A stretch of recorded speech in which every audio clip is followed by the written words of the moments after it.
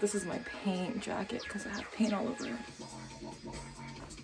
Sorry. I am going to painting class today and we are working with a lav model and we're working with paints. So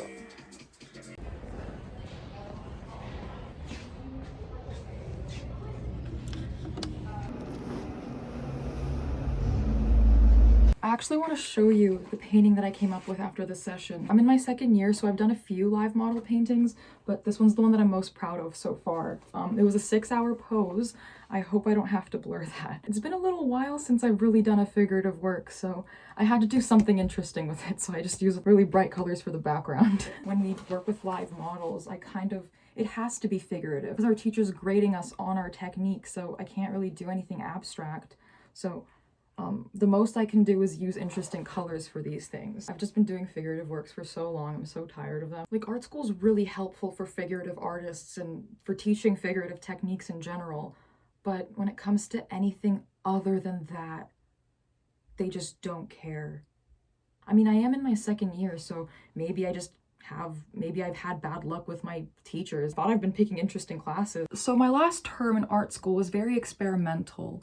I was trying to push my creative compositional abilities and kind of solidify my art style a little bit more. I was just playing around, figuring things out. And I made quite a variety of visual works and I recorded my processes, but I was studying full time, so I had no time to post anything until now. So I'm just gonna sum up everything that I've learned, or basically what I've been thinking about during this time. I'm taking some time off right now to really help myself progress, because being an artist right now is just so weird. I feel like instead of it being this freeing, fun, and beautiful thing, art has become a selfish status thing in our society. Like, I don't see a lot of people bonding over their art and experiences anymore. It's just competition. It's no longer about love, creativity, and human expression. It's the status, ego-driven rat race. Obviously, I'm not saying everyone's like this, but from my lifelong experience being an artist, going to a bunch of different art schools and interacting with artists, I just want to share what I've been seeing recently, which feels like an oversaturation of meaningless art in all industries. We've lost the fun, we've lost the love. I'm not saying that the creativity and love doesn't exist anymore, but it's just so easy for it to be overlooked with all of the rubbish going around. I used to paint landscapes like all the time. I really like them. But that's the thing. Abstract is to simplify shapes to a certain degree. In landscape art, what I love about it is try to replicate the beauty in the wildlife that you're seeing, or even if you're painting like a cityscape or a building, it has to be detailed. Like plants or trees, how do you paint those like simplified? Like when I look at a tree, the beautiful part about it is each individual leaf, which forms like that cloudy top, right? Yes, I can simplify it by like drawing like a stick in a circle, but that's just ugly. So I'm trying to figure out a way where I can still keep like the details, like the beautiful details that I like. Ironically, as I was trying to figure out how to draw an abstract landscape in my own style, the abstract painting class that I'm in, we actually started doing landscapes. So what the assignment actually is, we have to do an abstract landscape inspired from our ancestral grounds, like where our family's from. So I decided to pick my Korean side, which I've never really been in contact with them. I did some asking around, but nobody really knew exactly where they came from. They just know that they came from South Korea. I did end up finding the origin of the Lee clan that I'm from. It actually happened across this one Korean abstractionist who does landscape works. His name is Yoo Young-kook, and he does put some pictures up here because I just don't know how to describe it. Like the color choices that he used in his landscapes. Like he uses very simplified shapes and compositions, but it's the way that he separates the different parts of the landscapes and the colors that he uses that makes his painting so alive and magical. It could be because of the fact that I have synesthesia and like just seeing these bright colors, like I feel like I can really relate to the colors. It's like tranquility. He also made most of these paintings during the Korean War, so it makes sense that there's like a little bit of that melancholic element to the paintings. He made me realize that the details of a realistic landscape isn't what makes the landscape beautiful. It could be your experiences, your history, you're linked to that place, what makes you feel connected. To me in painting, I guess what I want to do is I want to exaggerate the thing that I find most beautiful in the piece, but I'm directing my focus on the colors. I'm not going to overcomplicate it and make things harder. Like it's a landscape. I got to paint the landscape.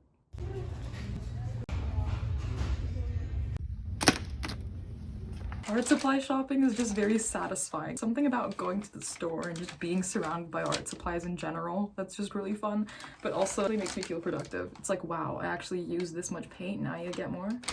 Well, I got new paint.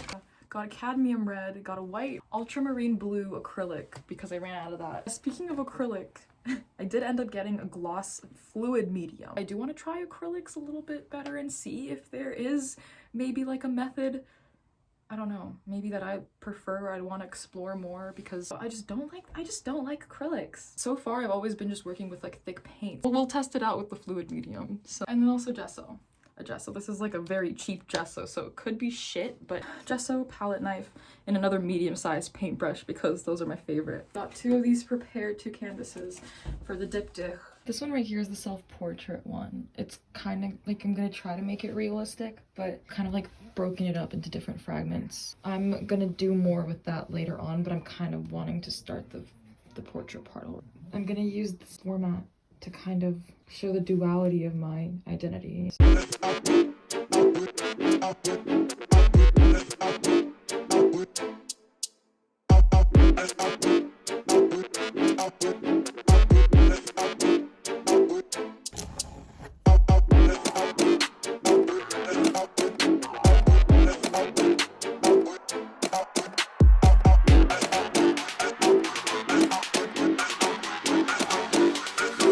This is how the finished work came out, the figurative one. I tried to play around with it because I want to find like a nice balance between figurative and abstract. I can't do plain figurative stuff anymore. The light's kind of a little bit better like this. But I tried to add like some interesting color details, you know, guiding lines. I just don't think figurative is my stuff. Like, I didn't really have too much fun painting this either. It's kind of very meh. This landscape here ended up being pretty graphic and I like it. It's abstract enough because of all the broken down shapes and the bright colors, but still very much decipherable as a landscape, I feel like. Like, you can tell that this is a building, you can tell that this is like mountains and this is a sun. It's still clear as to what I'm depicting, but it's, you know, in a bunch of fun different shapes and colors.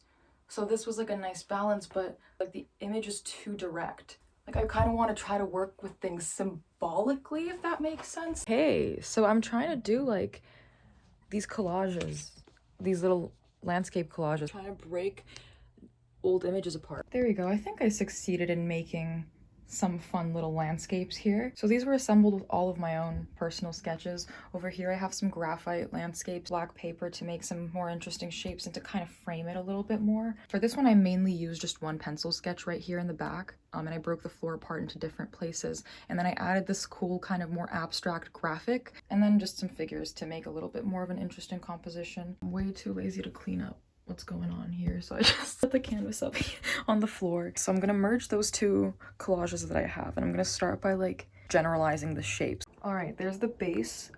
Don't mind the uneven lines. I'm still refusing to use a ruler. This might turn out terribly. It's a direct line across. I could use the ruler to help, but I don't want to get the ruler dirty. Okay. Oh, I got scared.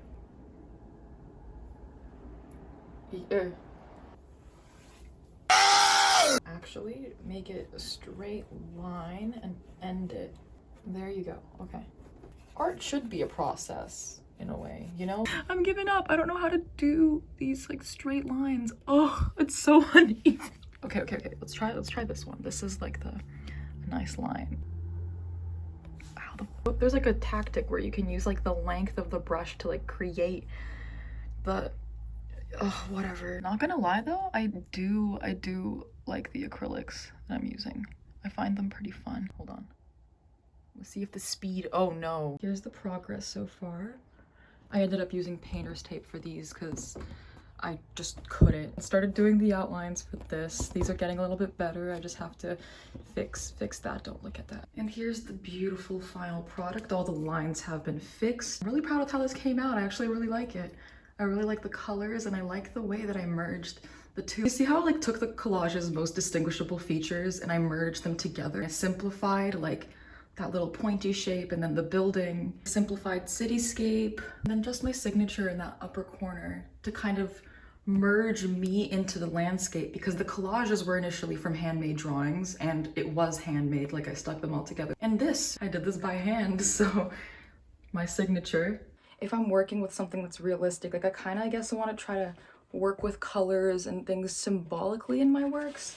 In another one of my painting classes, we were practicing still lifes. This was kind of the most realistic still life that I ended up doing. I had a setup shoe and the plants are still somewhat realistic, but then the background and all the colors that I use, they're kind of more abstract. Yeah, this right here is actually a Mayan tiger whistle right here. I've broken down the shape and I used it as like a graphic element in the piece to make it more visually interesting, but it's still too figurative. Like the shoe is boring, the books are boring, this table, I wanted to push myself a little bit more. So what I mean by symbolically representing the objects is this one, for example.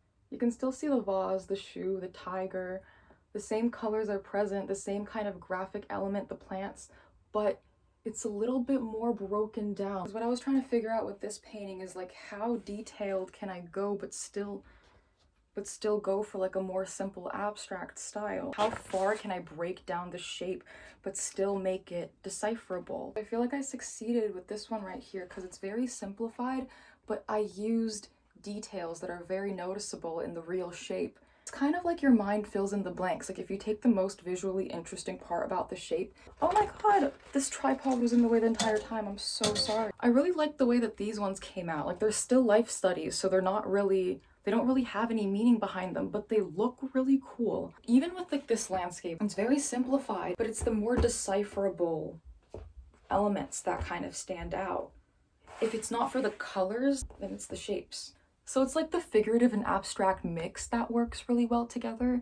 But then I also have some works that kind of don't really have much meaning behind them, or much meaning behind them. All my works have some kind of story behind them, but this one's music. I went to a vinyl show the week I painted this, so I was inspired by that. This is music to me. I have synesthesia too, so this is literally how I see the music. Like, it's meaningful to me, but it's not like every single line tells a story. Like, this is literally just how I saw the music. This is how it exists in my mind. This is how I see it. Like this painting has absolutely no real meaning behind it other than the fact that I really like the way that the colors look together and I wanted to do like a weird off-centered circle. I just felt that way, so I did it. Let me even show you some of my sketchbook abstracts, because I feel like we're forgetting that we're supposed to have fun with art.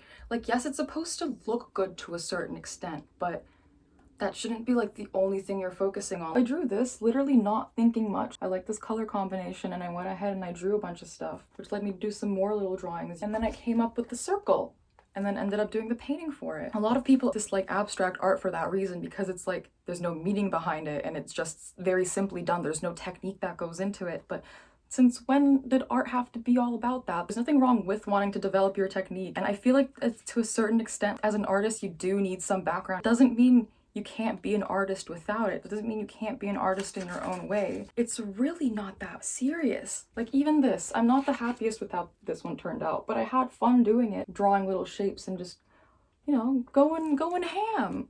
It's fun to just let yourself go loose and just draw random things sometimes. So ultimately, if you're being authentic, no matter what you do on your canvas, it's your genuine energy that gets transferred into your work. So if you're just feeling a certain way and you sit down and you scribble, it can look as ugly as whatever. Yes, there is like a visual component to visual arts, but at the same time, it's like a way you transmute your energy. Think about the way you went about life as a child, right? Like very open to everything. You had this childlike wonder to the world, right? You were eager to learn. If you were drawing, like you didn't necessarily care how it turned out. Like you just pick your 3 favorite colors and you scribble whatever you want. You let your feelings out. And here's what I believe. When we draw and paint like that, just because we want to, or just because we felt like we wanted to try something out, I feel like that's where true creativity comes from. It's that same kind of childlike wonder. You had this like will to explore your interests no matter what anybody would do or tell you at the time. So that's why I feel like true creativity lies in authenticity.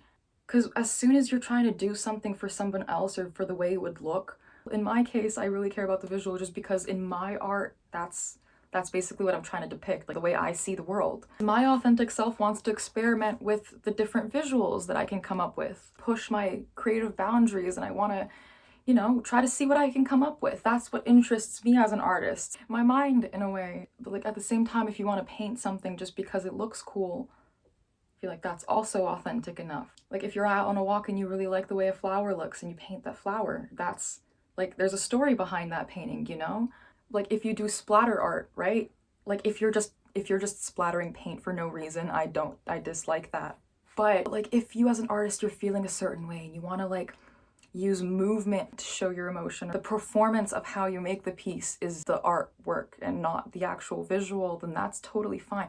I hope that makes sense. Like, that's why people say art's subjective, because it's literally whatever you see is beautiful, whatever you want to talk about, whatever you want to explore. There shouldn't be any limitations on what it should be. I heard one of my profs talking in class and then was like referring to people as creative people versus non-creative people, and I'm like, communication's creativity. Like if you're good at styling clothes, that's creativity. If you're good at like coming up with ideas, which every human is, I feel like that's what we do throughout our lives. We think, we come up with ideas. Thinking is creative.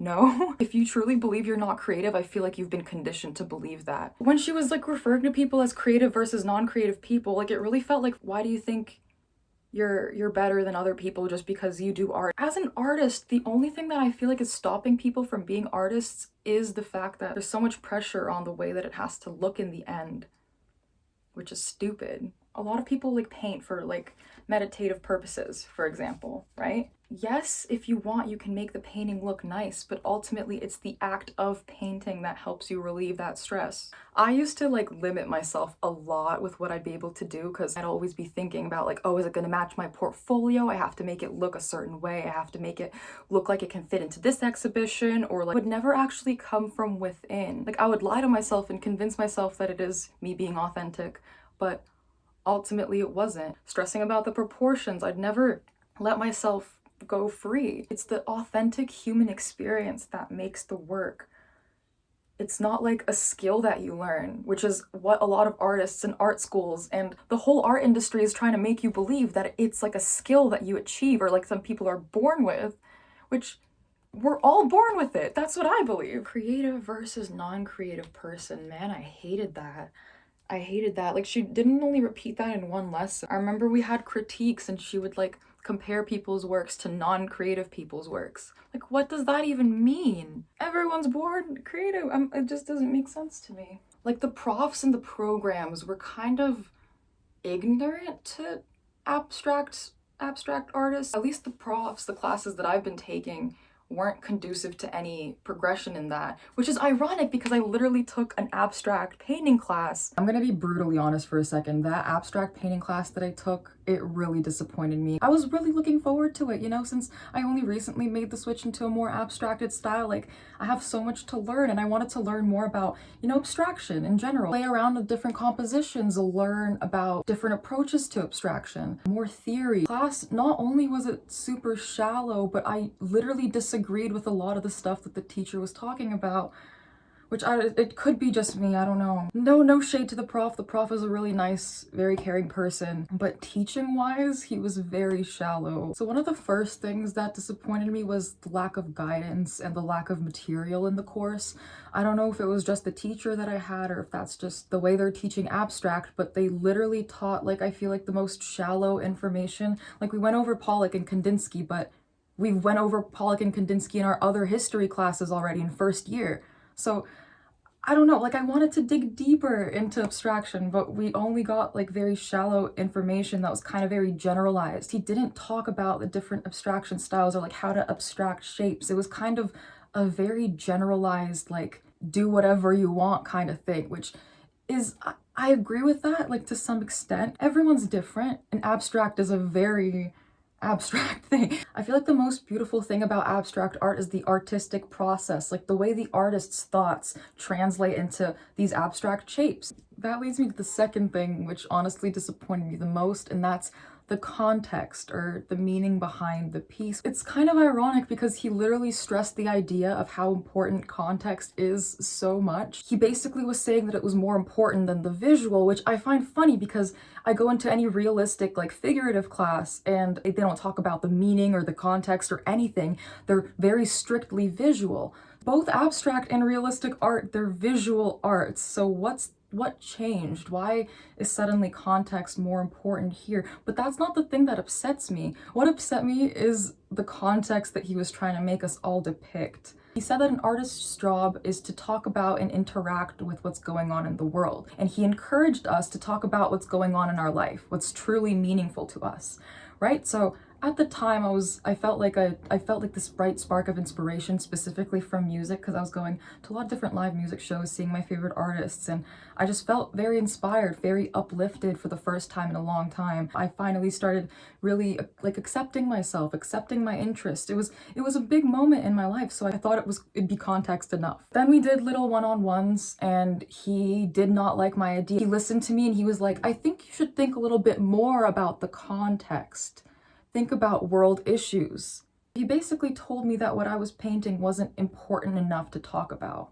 Side note, obviously if you compare my lighthearted painting next to like world issues and war, obviously it's not as important to talk about, but I feel like I'm in no position to speak on any of these world issues because they're just not affecting me firsthand. Me making up something and just like talking about other people's trauma, like that's offensive to the people who are actually going through that. The beauty in art about pain is the experience and the feelings that go with it. I hate the idea of being a politically correct artist because it's just inauthentic. It's inauthentic, and then in my opinion, offensive to those who are actually going through these issues, who actually have to face this pain every single day, who are actively facing loss. It's even worse if you're literally completely unaffected by the subject you're depicting, because why? You have the right to your own opinion. You can disagree with me on that, but I don't understand. Like when you're purposefully looking to depict people's traumas in order to be seen, in order to have a positive social reaction, that's inauthentic. Like there are actual artists who are facing those issues, who are trying to depict those issues. Like I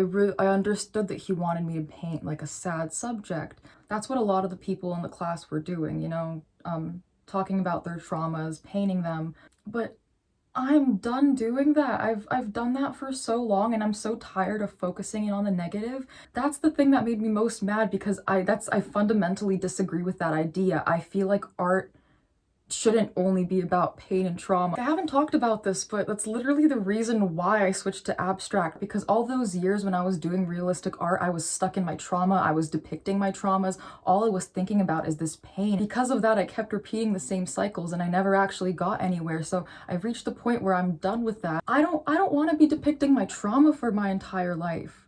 There's more to life than just pain. And that's what he was telling us. He was telling us to depict trauma and pain. But I've gotten over my trauma. I'm ready to focus on the good things. If I'm genuinely feeling sad, then yes, I'll make a sad painting. But if I'm feeling okay, why force myself to feel something I'm not? There's more to the human experience than just pain. It just doesn't make sense to me. Like, why can't we talk about what inspires us and makes us happy? Some people think that the healing process is to constantly remind yourself of all of the traumas and to be constantly aware of them, keep them in your mind, but that's not the case. At some point, you have to think positively. People who are truly happy and truly healthy, they're not thinking about their trauma as much, you know, they've accepted it, they're past it, and everyone has trauma. There's a fair amount of positive and negative in everybody's lives, so why can't we depict both? Why is it only the negativity? I feel like that's not only unhealthy to the artist, but to everybody else, because now it's belief that you have to make art about pain or you have to be traumatized in order to be an artist, when that's not true. Please don't get me wrong on that. Art about pain needs to be shared for the good of the artist and for the good of everyone else.